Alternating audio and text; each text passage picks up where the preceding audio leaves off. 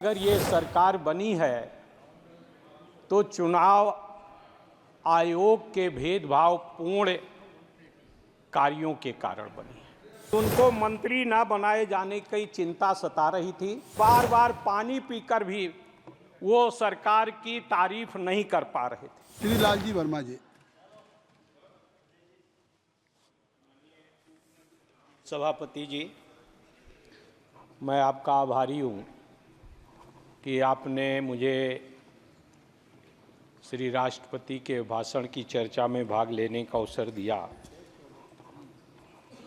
मैं सबसे पहले उत्तर प्रदेश की महान जनता को आभार व्यक्त करना चाहूँगा, जिन्होंने एक अहंकार को तोड़कर एक मजबूर सरकार बनाने का काम किया। साथ ही साथ मैं अयोध्या मंडल की जनता का, महान जनता का आभार व्यक्त करना चाहूँगा, जिस महान जनता ने उस मंडल की पाँच सीटों पर ही भारतीय जनता पार्टी के अहंकार को तोड़ने का काम किया।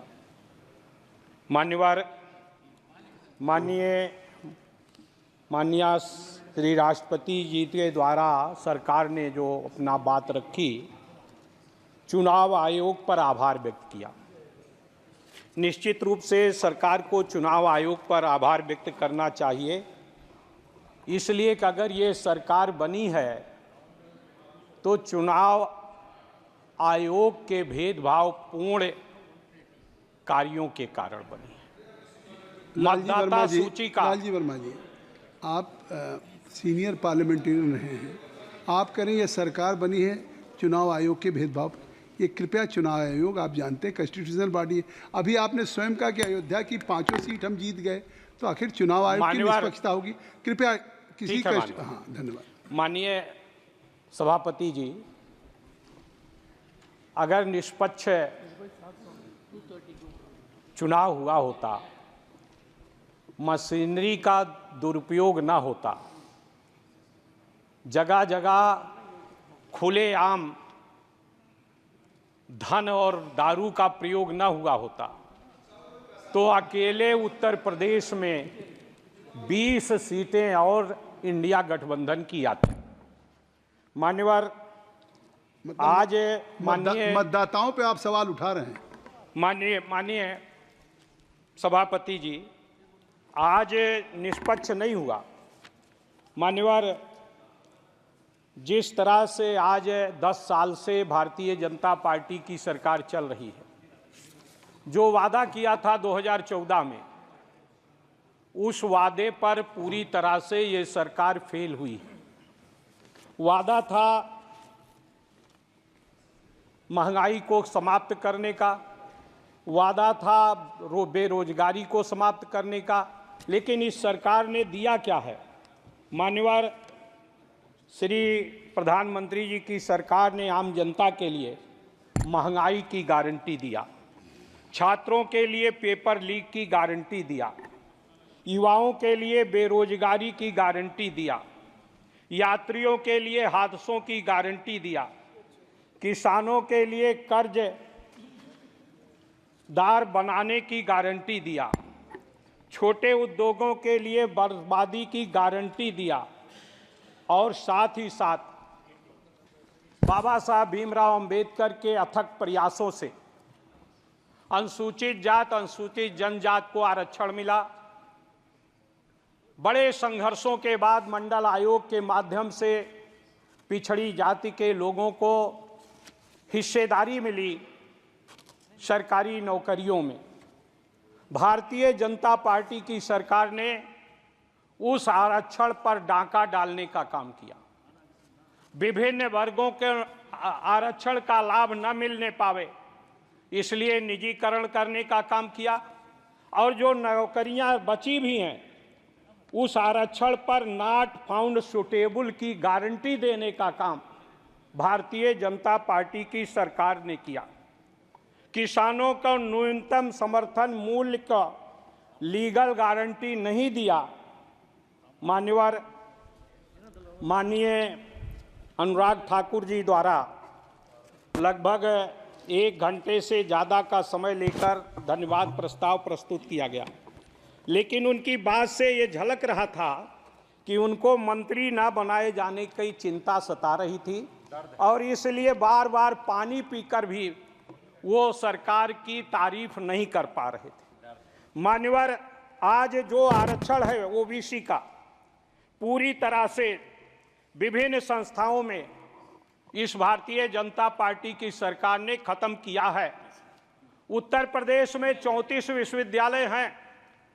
34 विश्वविद्यालयों में जो वाइस चांसलर बनते हैं एक भी पीडीए के 1 या 2 हैं, बाकी एक भी नहीं है। इसी तरह से विभिन्न जिलों में चाहे जहां भी जो सरकारी अधिकारियों की पोस्टिंग होती है उसमें भी इन वर्गों की उपेक्षा की जाती है। मान्यवर, मैं आपके दृष्टांत में लाना चाहता हूं कि किस तरह से रिजर्वेशन के साथ अन्याय हो रहा है। ओबीसी श्रेणी के दिल्ली यूनिवर्सिटी में जो इनका कॉलेज है, एक ओबीसी श्रेणी के लिए बुलाए गए भर्तियों की संख्या 377 थी और उसमें मान्यवर जो क्वालिफाइड थे और 377 लोगों के इंटरव्यू के बाद कुल विज्ञापित पद अनरिजर्व्ड 1, ओबीसी के लिए 1, ईडब्ल्यूएस के लिए 1 और ओबीसी का पद जो दिखाया गया 377 एलिजिबल थे और उसके बाद उसमें लिख दिया गया नॉट फाउंड सुटेबल, यानी 377 लोगों में से एक भी श्री राम कॉलेज में सुटेबल नहीं थे और उन्हीं विद्यालयों से पढ़े हुए, दिल्ली यूनिवर्सिटी से पढ़े हुए पीएचडी नेट क्वालिफाइड लोगों में से एक भी सुटेबल नहीं पाया। माननीय सदस्य, आपकी मेडिन स्पीच है लेकिन 9 सदस्यों की आपकी पार्टी बस मान्यवर 1-2 मिनट में खत्म, 1-2 मिनट में मान्यवर। इसी तरह से उत्तर प्रदेश में पीजीआई, एसजीपीजीआई है, बड़ी अच्छी संस्था है, वहां भी इंटरव्यू हुआ। 48 पद एससी ओबीसी के लिए रिजर्व थे। उस 48 पदों में से माइक्रोबायोलॉजी का एक पद था, एक अनुसूचित जात के लिए रिजर्व थी। केजीएमयू से पढ़ी हुई एक लड़की गई इंटरव्यू देने और उसको 15 मेडल, गोल्ड मेडल मिला था केजीएमयू में और उसके पद को नॉट फाउंड सुटेबल कर दिया गया, वो उसके लिए भी एलिजिबल नहीं थी। मान्यवर, इसी तरह से न्यूरोलॉजी में 2 पद थे, एक अनरिजर्व था, एक रिजर्व था ओबीसी के लिए। वहीं से पास आउट दोनों छात्र थे, 2-2 साल असिस्टेंट प्रोफेसर केजीएमयू में रहे।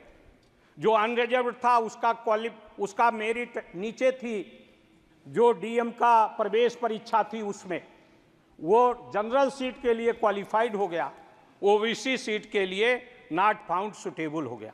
इस तरह से मान्य, बस 1 मिनट के अंदर मैं खत्म कर रहा हूं, मैं अपनी मर्यादा को समझता हूं मान्यवर। इसी तरह से पूरे प्रदेश में, जिस तरह से पूरे देश और प्रदेश में आज अनुसूचित जात और पिछड़ी जात के लोगों के पदों के साथ जो उसमें एक्सपर्ट बनाए जाते हैं, 3 के 3 एक्सपर्ट वो सामान्य वर्ग के बना दिए जाते हैं, उसमें रिजर्वेशन नहीं है। इस तरह से आज ये भारतीय जनता पार्टी की सरकार, जिसने मंत्रिमंडल का भी बनाने का काम किया, कहते हैं कि माननीय प्रधानमंत्री स्वयं ओबीसी हैं, लेकिन उसके बाद भी ओबीसी के लोगों के साथ अनुसूचित जनजात के, अनुसूचित जात के लोगों के साथ, बस कंक्लूड करा मैं, इस तरह से अन्याय हो रहा।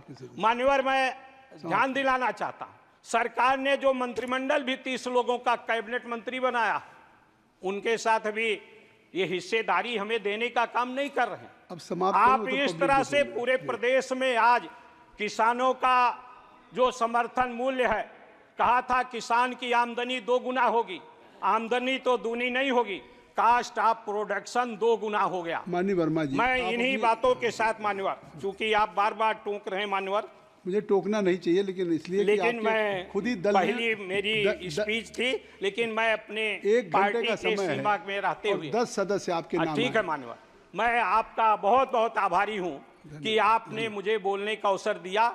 आज इस तरह का अन्याय हो रहा है, चाहे वो बुनकर हो, किसान हो, छात्र हो। धन्यवाद। मैं इसके लिए श्री पीपी चौधरी जी, धन्यवाद।